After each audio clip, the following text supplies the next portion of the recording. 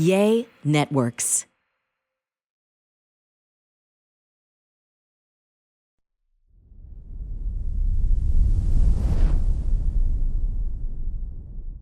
Welcome to a brand new episode of the Fitish podcast. I'm Jenna. I am Francisco. The clock is ticking. We are making this move to Mexico here in a couple of weeks, and less than a couple of weeks at this juncture. And there's a lot of emotion. Yeah. There is a lot of mixed feelings, you know? Yes. So we'll kind of just talk about that today and how we're feeling and what's been going on. Since we're very much in the moment of all of this, you know, house was clean to sell. Now it's a mess and the packing, and you're just kind of in this place of living in this. I feel as if we're living in this limbo. You know, there's no easy way to pack your life and sell a house and move abroad. It's a pretty tedious, time consuming process. But we were laying in bed the other night, and I'm trying not to ruminate too much. I love this word ruminate, but rumination can kind of be a negative thing. You know, this is where you're constantly thinking of past stuff, right? I've had this inclination, which I'll talk about coming up in the show today, of, you know, wanting to kind of like make amends or reach out to people to kind of say goodbyes and things like that, which I know you're giving me that look like, why? But we'll talk about it in a second. We'll talk about those feelings. But something funny, Fran, we're laying in bed last night, and Fran turns to me, and you looked furrowed. You know, you have this furrowed brow look, and you look at me, and I'm always doing a pulse check. Are you okay? What's going on? What are you thinking about? Is it work? And he goes, I'm having a lot of concerns. And I said, why? And you go, Scorpions. I don't find it funny. Well, our producer's laughing. Yeah, because he doesn't have to deal with Be them. careful you don't find it funny, or we're going to have all the critics coming out again, which we'll talk about. I know that Fran, since kind of the inception of our relationship, you know, you start learning about your partner. I don't think any of us in particular loves snakes and scorpions, reptilia in general. You know, I have like a healthy fear of them. I'm an animal lover, but I mean, I don't want a snake. I've never really wanted to have a pet reptile. I had an iguana named Guacamole at some juncture in my life, but where we were moving in Baja, it's desert. My mom's freaked out about it. Fran's freaked out about it. I'm not trying to be careless about it, but I'm kind of like, y'all, it's the fucking desert. I mean, we're moving to a place that's being excavated in parts to build homes. I mean, and with the summer, they come out. So, of course, some of the accounts I follow, I see someone post. I can't even share it with Fran, you know, because they're on a hike, right? On a hike, you expect to see this sort of thing. But they post a rattlesnake that I swear is like the length of this office, just in the middle of the dirt road. And I'm just like, ooh, you know? So I took the approach of looking at what kind of scorpions and snakes live in Baja. Are they deadly? And no, the answer is no. Now, a bite left unattended on a child, sure, that could be deadly because of infection and things like that. But I would assume that medical staff there, we have to WhatsApp 911, they have anti-venom, they have all of those things, right? And I don't think Remy's going to be so unattended that, and we're teaching him healthy ways to acknowledge nature. Okay. What's going on with you? Talk. This is a podcast. Say So, I just wanted to let you finish talking. My concern, I believe it to be very natural. I think 2 nights ago when I told you that I was concerned about it, and I'm authentically concerned just because our child has a very curious way of being. Like he likes to see, he likes to explore, he likes to. most kids. Well, I only have one, and the one that I want to talk about. But this child of ours, it's my concern. Like I just want to make sure that he's safe. And I understand we're in the desert. I'm not oblivious of the fact that we are in a place that it's being changed from a desert to a town. So yeah, there are a lot of things that could happen. So I was just trying to bounce ideas of how to prevent it. Like I've been Googling a lot of what are the things that you need to do. Like yesterday we were talking about buying UV flashlights just to check his room at night, make sure like seal his doors. I buy like weather seal elements for the doors if they don't have, and stuff like that. I'm not panicking about. I'm not No. like I'm of course not in love of spiders, but it's not I'm not arachnophobic. Like rank your fear of those three. I don't know, because I don't know. What do you hate the most out of those three? Which three? Spiders, scorpions, and snakes. I think scorpions and scorpions and spiders are in the same realm. I like snakes. I don't have an issue with snakes, besides the fact that if you mess with them, they will bite. Yeah, that's funny because I think snakes rank higher for me than spiders and scorpions. And snakes, in most cases, you can see a snake. They're larger. They're larger. They're easier to see. If you have a rattlesnake hiding in your bedroom, it's because you have a fucking mess. So if you have a spider hiding in your bedroom, it's because a spider is tiny and it can hide on inside a shoe. I was bit by a brown recluse as a child, and look at me now. Yeah. I'm thriving. I had a bite on my inner thigh. I was sleeping in a trailer park on a mattress that had been outside, apparently. And now I can see what that sixth sense that you have. And I woke up one day and I had a bug bite. I thought it was itchy on my inner thigh, very close, to my girl parts. And I showed my mom, but it had a brown spot in the middle of it. My mom immediately was like, So she took me to the doctor, and I don't know, they did some like scalding hot treatment to like get it to soak off, but they told me if left unattended. Was it a doctor or was it a shaman? It was a doctor. It was definitely a doctor who saw me, who they met us. We weren't from here. It was actually down in the middle of nowhere, Texas, where this happened, but we weren't from here. So they met us somewhere. Yeah. So Nice. It was, yeah. But I lived. Did you feel different? Yeah, superpower, Spider Woman. Yeah, I can see that. Superpowered. Yeah, I made it through a brown recluse bite, which is crazy. I had a tick. These things happen. I had a tick in my head one point. I remember they had to burn the butt, Where so it crawls were out. you living? Camping.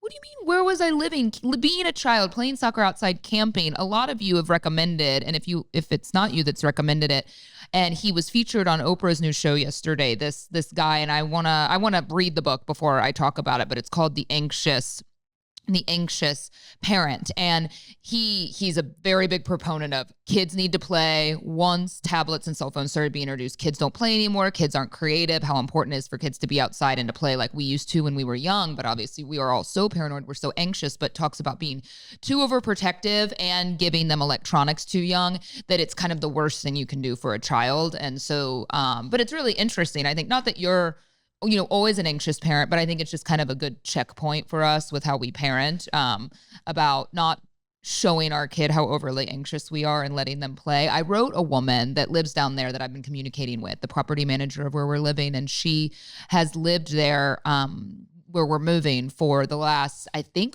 8 or 9 years. I've met some of these women that have moved down there. She's from France, was living in LA, and moved down there with her kids. And I brought up to her, hey, I just, is there anything we need to be concerned about with kind of the snakes and the scorpions as they come out in the summer? And she said, they're very scared of us. You see them on hikes. Hasn't been a problem, and I've been here 8 years. So I think I just got to kind of take that for what it's worth, and we'll figure it out. Yeah, and don't confuse my anxiety, or not my anxiety, because it was an anxiety. I said I'm concerned. My concern with these issues that we're not as prompt to have here in Dallas or anywhere else.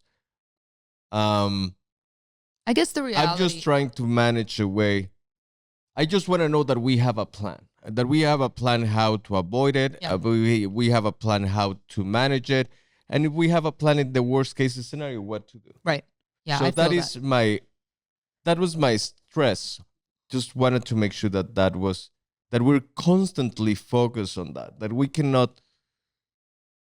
he cannot be unattended just roaming around. So that is it. Well, on a lighter note, I filmed a little video the other night as I've been trying to vlog, which I'm not even going to worry about Franz, whether he knows what a vlog is or not. After I think I got it posted. last time. I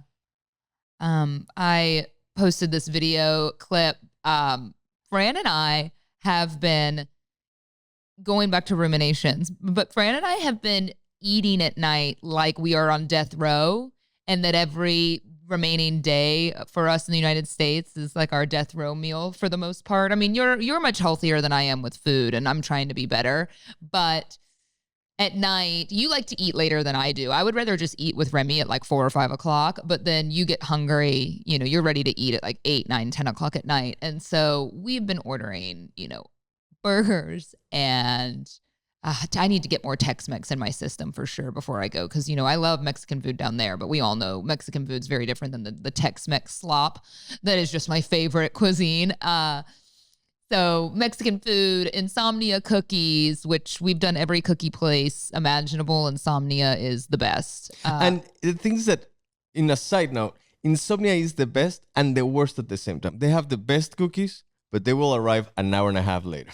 Yeah, well, it's probably just because of the radius we live, but we're not going to have that, And then in the video, we talk the whole time, and then I film Fran, like, are we going to have delivery after he told me we're not? And we know we don't have Uber Eats down there because we checked when we were down there. But little things like that, with everyone I speak to that's moved to, a more remote area in Mexico.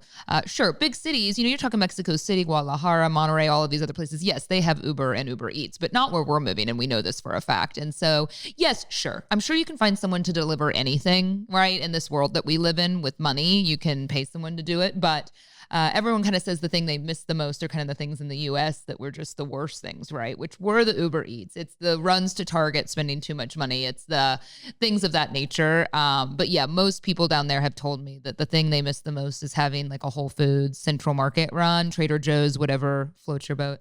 And then food delivery on those nights. So yeah, we've been eating like we have a death sentence ahead of us. And so, yeah, it's just gross, like eating velvet taco followed by cookies in bed. And because I don't know what we're going to do, by the way, when we're there. I mean, I'm going to have to cook more. I'm going to have like some frozen like cookies that I made ready to go to put in the oven for you. Frozen. No, like that I made them. Do you know what I mean? No, I want all scratch like they do Insomnia. Those are frozen. They make all that batter and they freeze them and then cook them. Yes. You sure? Oh, yeah. Are you sure they're rolling it out at 10 p.m. Well, yeah. It seems like it takes an hour and a half. They're just reheating them. So, in a lighter note, that it's not dead raw eating, how is it feel to be like in the edge of losing your 30s and becoming 40? I booked a Botox appointment. You don't need it. You look beautiful. I don't get much done, well, compared to what they offer now, but the thing that bothers me, I think, the most are my crow's feet. And I don't care what anyone tells you. Like, skincare is great for my skin texture, but I still, I'm very expressive and have the crow's feet. So no, I don't need it. And I think it's great. A lot of women want to just age how they age. And I'm kind of that in between. I know I'm getting older. Maybe they're but spider feet. It's spider feet. Around really close. Yeah, spider feet. Anyway, I'm feeling good. I'm feeling actually really good about 40, that I've started to be a little more proactive about my health and my mental health. Do you know? That for me is kind of more important than how I look on the outside. Is really number one for me is my mental health, then my external appearance. What are you doing for your mental health? Then my physical health. Moving to a surf town in Mexico. Good. That is what I'm doing for my mental health. Nice. Slowing down. That's my number one priority. So and I was being honest about my rankings of this. So my priorities are mental health first, my external kind of vibe, being more casual, but also, my skin and kind of taking care of how I look externally, because that makes me also feel better mentally. And then third, which I don't care if you don't agree with my ranking, is my actual internal health, which is kind of the food and the supplementation and some of these other things I've been doing, which we'll talk about on next week's show. But yeah, I'm feeling okay about it. Fran asked me, what do you want to do for your 40th? I go, I think we're doing it. I think making this move, and the thing I'm most number one when I think about it looking forward to, is this drastic change of life, I feel suffocated some days here. And I don't know if that's my body preparing myself for this move we're about to make. You kind of start rejecting your surroundings to make yourself feel better about the move. But I feel overwhelmed. I feel overwhelmed by momming, by lifing, by working. And I feel every day, some days, like I didn't really live in the moment. And I know it's still going to be a challenge down there on some days to do that. But I'm really looking forward to not being pulled in a lot of directions and just being able to work and have Remy in school, which will be a big transition, and spend kind of like more family time in the moment. So consuming less of everything, and from the things we're buying and ordering as we've been cleaning out the house, I'm just like, gosh, yeah, we're going to throw a lot away, but I'm really looking forward to how that feels. Yeah, for sure. I think that's a great goal to have. And I'm very proud of you for the changes you're making for your mental health and your outside health and inside health. Speaking of mental health, you know what, we got to take a quick break, but I'm going to talk about a little bit of something that was affecting my mental health after we hear from a couple sponsors of the Fitish podcast. We'll see you in a minute. A quick shout out to Astapro for sponsoring this episode and providing us with free samples. I don't know if y'all are allergy sufferers. I, throughout my life on and off, have had terrible allergies, but especially Francisco and my mom, Candy. I swear I cannot walk around the house or go to sleep at night without hearing one of them sniffing. They have all that drainage and it drives me crazy. And when Astapro was like, hey, we have samples for you to try, I was so excited. And y'all, what a difference this has made. Astapro is a first-of-its-kind nasal allergy spray, the fastest 24-hour over-the-counter allergy spray. It starts working in 30 minutes. Other allergy sprays take hours. Astapro is also the first and only 24-hour steroid-free allergy spray, and it delivers full prescription-strength indoor and outdoor allergy relief from nasal congestion, runny and itchy nose, and sneezing. If you need an allergy solution in your household like I did, get fast-acting nasal allergy symptom relief with Astapro. Go to astaproallergy.com for a discount so you can Astapro and go today. ASTEPRO allergy.com. Again, that's ASTEPRO allergy.com. Astapro and go. Use as directed for relief of nasal congestion, runny nose, sneezing, and itchy nose due to allergies. Welcome back to the Fitish podcast. I like to refer to most of y'all as the true OGs, because why would you go from, you know, probably listening to me on the radio, or if you found the podcast, post that. That is wonderful. And that you kind of tune in and listen, even if you're weeks behind or however that works for you. I totally understand. It's hard to find the time to really do anything for yourself. I've been trying to get better about posting clips. You know, I'll edit down parts of the show, really small segments. I like to not, and I'm sure you've seen on my social media, I don't really focus on the serious stuff that we talk about. I'm never going to sit here and tease on social media. Remy was in the ER. Those things are just kind of reserved for the conversations we have with you intimately on here. But I do like posting funny stuff when Fran and I are giving each other shit, or, you know, I'm making fun of him or he's making fun of me. And I, you know, that's just kind of a funny highlight. So the other night, I actually worked really hard to post a clip, because you got to recognize sometimes it's 30 minutes, 45 minutes that I'm trying to watch the whole thing and edit down to a really short little montage of clips. So I post what I thought was funny. And it was just from a couple weeks ago, an episode where we were talking about the blogging and vlogging, and Fran was referring to how he lives like Jeep. And it was so funny. So I post this clip, and I could tell that something was happening with it shortly after I posted it, because it was 9:30 at night. I refreshed it. I usually don't pay attention to that, but I thought, I don't know. You know, we were already kind of having second thoughts about it. You felt like you didn't look good. I felt like I didn't look good, but I thought it was funny. And I like posting things that make people laugh. And so, but immediately it had, you know, I don't know, it was something like 15,000 views and tons of comments within 3 or 4 minutes. And people were, some of y'all are really nice because you watch the show and you're like, y'all are hilarious. I love this. Or some of our friends. But other comments, y'all, were some of the cruelest things. Aside from that other Remy video that went viral, people were being so mean. I just couldn't deal. I don't know why the internet feels to me that it's getting meaner and meaner over time. People are angry. People are so angry. And I know that. And I know some of y'all are so supportive. Oh, just ignore it, block them. I'm in a place where I get it. And if you want to grow on social media, you're going to have a lot of hate. But it really bothered me. I mean, some of the comments ranged from, oh, Jenna, because I was giving you shit about the blog vlog, which of course the context of that is we had been talking about it. And I know you were just giving me a hard time to be frustrating.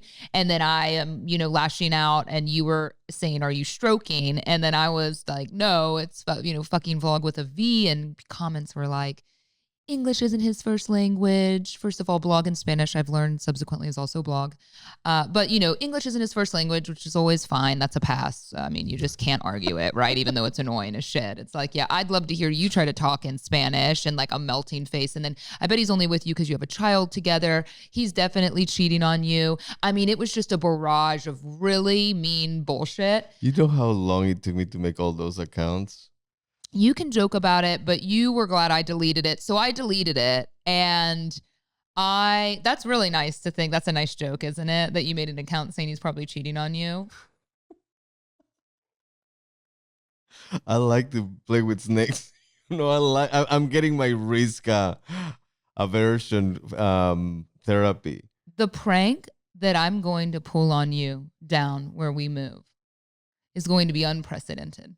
Just be careful. Because revenge. Oh, but I'm hard to scare and I'm good with pranks. So, I mean, the prank that I can pull. But anyway, I'm not going to be, I don't have the solution to this. I'm just saying this to y'all. And I don't know if I'm sensitive for sure. I'm a sensitive kind of empath sort of person anyway. I mean, Fran always has told me I'm sensitive, but I am who I am. And I just wasn't in the mood. I just deleted it because it's not only worth the moderation of it that I'd have to kind of look and block and delete, because I did block some people, to see that they're women too making those comments is just so angry and hurtful. And I mentioned it to a girlfriend of mine and she brought up a really good point. She goes, Jenna, you making kind of a big life move when, you're sharing it and you're scared and all of these things, that it's probably going to create a lot of people just being even more angry at you. If they're unhappy and you're doing something and you get happier, people really hate that. And something happened recently also that someone that, I don't have a relationship with anymore, someone that I used to be friends with actually said some really, really hurtful things to someone else and they sent me the message. And, I don't know. It kind of makes you think like, why someone that you haven't spoken to in years, is still like so angry at you and saying things. And I just tell myself, I mean, that shows a lot of unhappiness, and I think, and that makes me sad for this person because sure, we can no longer be friends with other people. But if people are still talking about it years later, it kind of shows they haven't moved on in their life, because there's things in my life that were very hurtful to me that other people have done in the past. But at some point, you just kind of make amends with it and move on. Like, I think you can no longer be friends with people or things or that don't serve you and that you don't feel good about. And we just move on, right? I think the right way to see it is you have to be with people that help you grow. Sure. And I really think that it's very true. And I try to keep this as my mantra. You become the 5 people you hang out the most. And you have to be very careful who these people are, because you can either go up, stay, but the most dangerous one is those people that will bring you down. Yeah.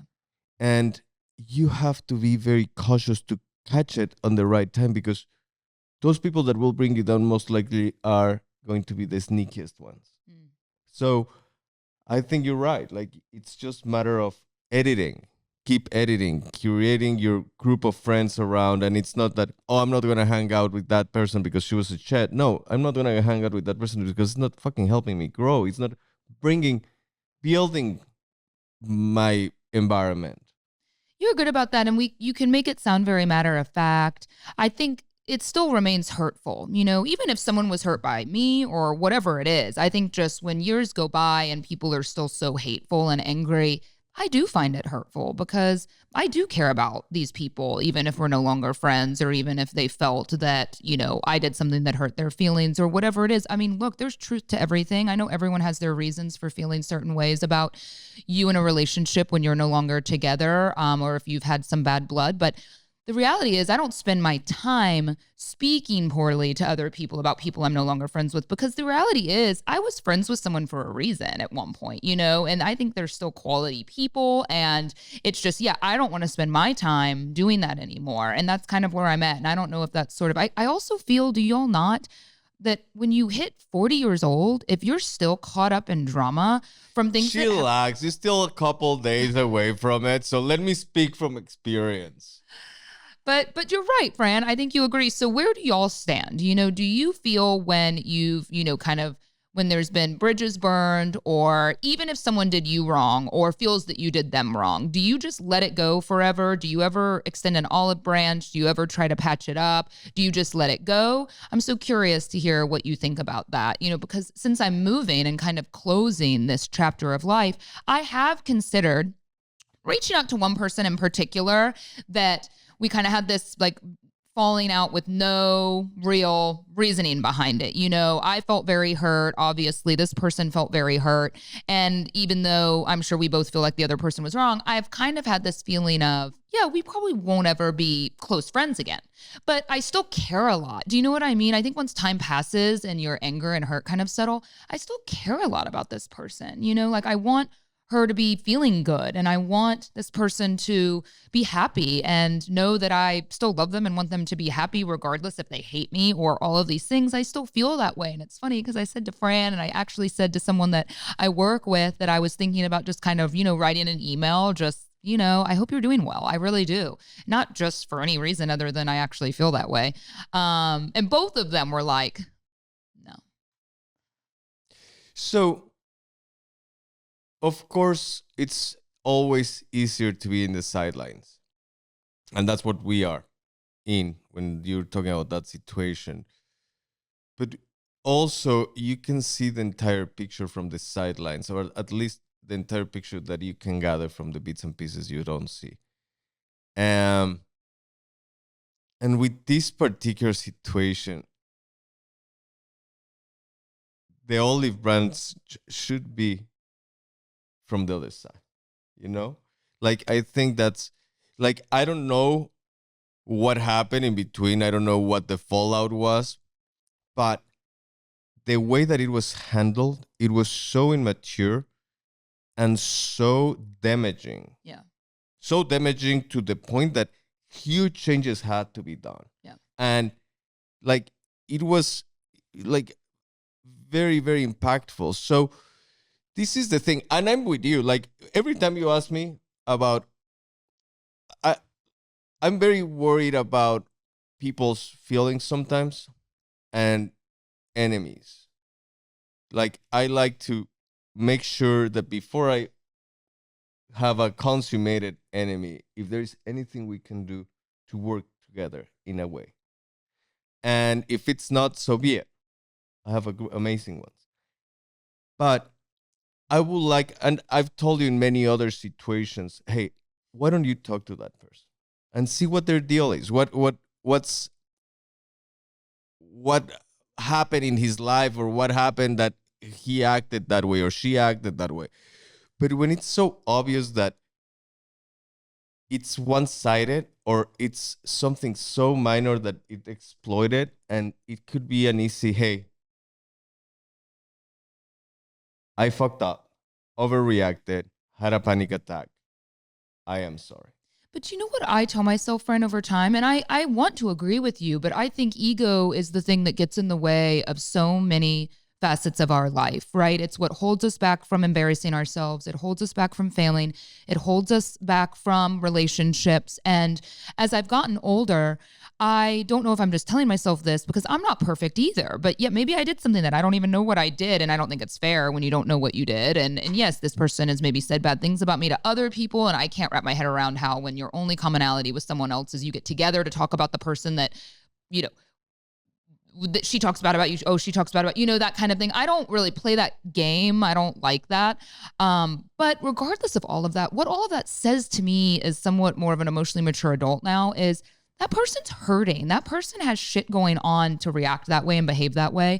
And I care. I think that's what happens, right? And that kind of goes back to people leaving mean comments. People are unhappy. And I mean, that's on everyone's own journey to figure out, but I don't know. Should I, if you felt that you were done wrong or this person felt you did them wrong, should you reach out and say something? It's not really to make myself feel better. I've asked myself why I would do it. It doesn't make me feel any better. I'm not doing it to elicit some sort of response either. It's more just for this person to know that I care so deeply, that we were friends and I don't know what happened but I do care and I hope they're doing okay. I have mixed feelings. I think in a side, it's very valid what you're saying. In the other side, you did all you could to prove that you care deeply while that relationship was going. And if this person averaged all that and did what he or she did, is because that's what it meant for her. Right. And I think, you know what, at the end of the day, isn't that what's so hurtful when relationships fall apart? That everything for years and years can out of nowhere just be wiped out, right? All of the good, all of the memories, all of the things over some, real or perceived or whatever transgression, because obviously I know people have their reasons. I'm old enough to know. I mean, nothing's perfect. I'm sure they have their reasons, but to kind of wipe everything clean and just dispose of a friendship, just walk away from it and completely dispose of something, instead of just talking about how you feel, that's what's so hurtful deep down to me. And that's always at the end of the day been what's most hurtful for me and what's taken me kind of a long time to come around to it. Cause it's like, gosh, I always want the best for people. I don't want anyone to be unhappy in a friendship and a relationship. I would always support, if you felt unhappy to go do your own thing. And but yeah, anyway, I don't know. I'm just talking it aloud because I think that I am closing a chapter of life here and I'm not anticipating like rekindling. I think there's a difference between letting someone know that at the end of all of the drama or the end of all of this, that you do love them and care about them, but whether they care or not. But I don't know. That's just how I feel, I guess. I think just bottom lining it, if your heart tells you to do it, you should do it. Just be prepared for either something good, but you have to be prepared also to be hurt again. Yeah. Oh, I know. So yeah. if you're prepared to be hurt again, yeah. And the thing is that this is going to be a hurt that is going to be even more painful because once you open your vulnerability and you get stabbed again, it just hurts double. But what that behavior would say to me, Fran, is that this person is terribly unhappy. You know what I mean? Like they're unhappy or there's something else going on. You know what I'm saying? So, yeah. Well, babe, because I'm just the type of person to kind of ignore bad behavior. If I see a value on it, I would do it. If you see a value on it, even if it's a selfish or a selfless or whatever the value you're seeing on this, go ahead and do it. Like, it shows you care. No, I don't know. I was just talking aloud. So, but I know where you stand on that, and that's fine. And, I asked one other friend about it, and they actually said the same thing as you. Just because of some of the hurt that transpired, they were like, absolutely not, And I'm like, wow, someone that's really reasonable, someone I work with, that knows the situation. And it's really interesting, to hear that perspective from someone who's, my age. And that is the other thing. I think what's most important is what should be the catalyst of every decision you want to make in life. What do you want to get out of it? Nothing. That's what's so interesting about why I feel that way. I don't care to get anything out of it other than, at the end of the day, it kind of goes back to, it doesn't always matter who's right or wrong in a situation. I don't want any resolution. I just want someone to know that I care. Consciously or unconsciously or in whatever. There is some motivation. So you don't have to say it out loud. You just have to find what the motivation, because you say, no, there's nothing I want to get out of it. But, so just go for that but. What is that but? Like, what is, you want to get solace, you want to get closure, you want to get to be heard. It's someone I really genuinely cared about very deeply. So what would it be? What do you mean? I've already told you, Fran. The reasoning is nothing more than just to let this person know, because obviously Okay. things have been also probably dramatized in their head as well. You know, you get angry and angry over time, just to let them know that I really care about them. And I mean, I'm leaving. I'll probably never see this person again, obviously. You know, we won't be friends again, I'm sure, if they're that hurt. And I mean, never say never, but I actually really do care about this person, and enough And I times don't passed for blame me you. that I don't really feel hurt anymore. Do you know what I mean? Like, I don't feel, even though I was very, very hurt, and that's why, it's been a while now. I don't know. That's all. It's kind of that. I don't know. That's just kind of how I'm feeling. I'm just talking it out. Yeah, That's all. sounds good.